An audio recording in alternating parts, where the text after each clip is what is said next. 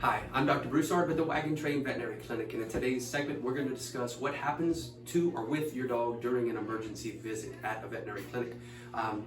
We put together a list of just a few questions that we commonly get asked. We're going to run through those and hopefully give you a better understanding of what happens during a dog emergency. Okay, cool.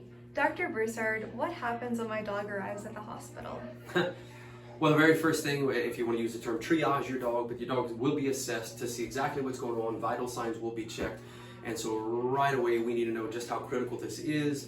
And based off of those findings, do we need to start an IV catheter and fluids? Maybe we need a shock dose of steroids. Maybe we need oxygen. Those kind of things are going to be immediately assessed because first and foremost, you got to make sure the dog is stabilized. So that is absolutely first. How will I know if my dog can be seen right away in an emergency? Yeah, unfortunately, that's a good question. I say unfortunately because there are times where you might walk in with an emergency and maybe your veterinarian's already in surgery with something else. It's not really something they can stop and jump on your patient or pet for. So really call when something is happening. If it's during normal office hours, call your veterinarian immediately and tell them this is what's going on. I need to get him in, and they will tell you, yes, come on in. We can see you right now. Or, ooh, my doctor's in surgery and can't, he won't be free for the next hour or so. And maybe there are times you might have to take him to a different veterinary clinic. At the end of the day, we got to do what's right and what's best for that patient. So if it requires him going to a different clinic, if it requires him going to a 24-hour facility, we have to do whatever is best for that patient. So absolutely call them before to get a better feel for what's going on and if they can see you immediately or not. What should I bring with me for a dog emergency appointment? If your dog's on medication first, if you want to just simply bring the medications with you. I know typically in an emergent situation, nobody's thinking clearly.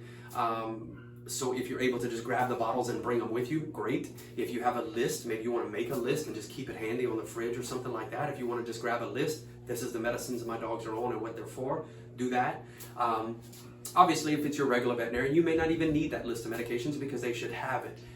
But you never know. It's better to be prepared. Number two is if the dog has ingested anything. Say they ate poison. Maybe you put out rat poison. Maybe you gave them a certain type of food or a treat or a candy or something, and it's making them sick. If you have any opportunity to bring the packaging, the labeling from whatever they were given, especially in the way of toxins or poisons, but if you have the ability to bring in anything that may have ingested, yeah, absolutely bring that because that's a big help for us, a really big help for us. That's probably the first two and really some of the only things I think of that you need to bring with you that would help us in the treatment of an emergency. What will treatment be like for my dog once at the emergency hospital? Well, I touched upon the beginning first. So like when they first show up, it's going to be stabilization, fluids, steroids, oxygen, whatever's necessary in that particular case. Beyond that, if it is something that requires more diagnostics, that's when we're going to do tests. We might have to run a urinalysis, a stool sample, blood work, x-rays, maybe an ultrasound. Those kind of things will happen once the patient is stabilized. But that might need to be done so once again we can pinpoint a diagnosis and then really begin treatment, like a specific treatment. What does that look like? Is the treatment steroids? Is it antibiotics? Well, sometimes the blood work is necessary to tell us what it is so we know which way to go. How will my veterinarian determine if my dog needs surgery? Surgery is certainly not warranted in any or in very many emergencies, or certainly not all of them. It depends on what the emergency is. Really, right off the top of my head, the first two things I think of is if you have a dog with an intestinal obstruction, maybe that's vomiting, a young puppy ate a sock, or who knows, that's the first thing that popped in my head. But if something like that happens, yeah, that might require surgery because you have to remove that physical foreign body and get it out, otherwise the patient will not get better. And maybe a bladder issue, maybe if there's stones or the bladder is blocked, that might require a minor procedure or maybe even a full surgery. Pregnancy issues, if you have a dystocia where a pregnant female is unable to deliver her pups properly, that might require surgery.